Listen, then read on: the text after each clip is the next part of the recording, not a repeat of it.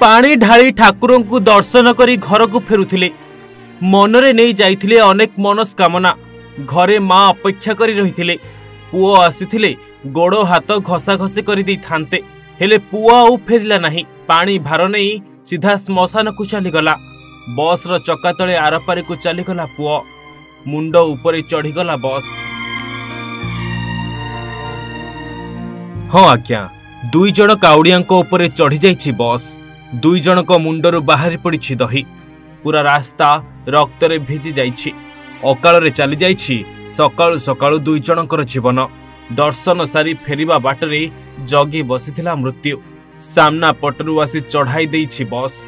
एमिति किछि दृश्य देखिबाकु मिलिछि जगतसिंहपुर नाउगां ब्लॉक पाळसाही निकटरे। टिके ही दृश्य को देखंतु। रास्ता रे पड़िछि पल्सर।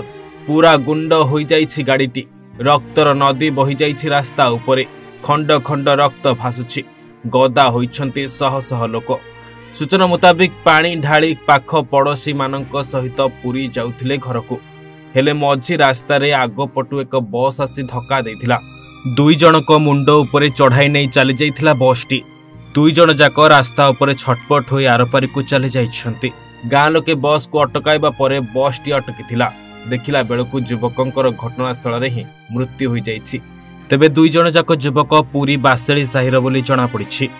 सेपटे रास्ता उपरे स्थानीय लोके आंदोलन करथिले। रास्ता रे जागा नथिबा बेले बड़ बड़ गाड़ी जीवाकू विरोध करथिले।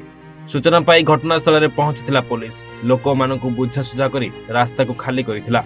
मृतदेह को उद्धार करी शव व्यवच्छेद पई पठाइछि पुलिस। केमिति दुर्घटना हला बस को निज अधीन को नहीं आरंभ करिछि तदंत।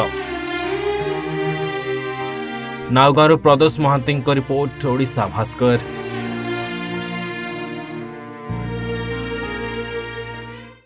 जातक विचार एवं गृहर वास्तु जनित समस्यार समाधान पाई जोगाजोग करंतु ज्योतिर्वेद वास्तुवेद श्री मानस चंद्र नायक।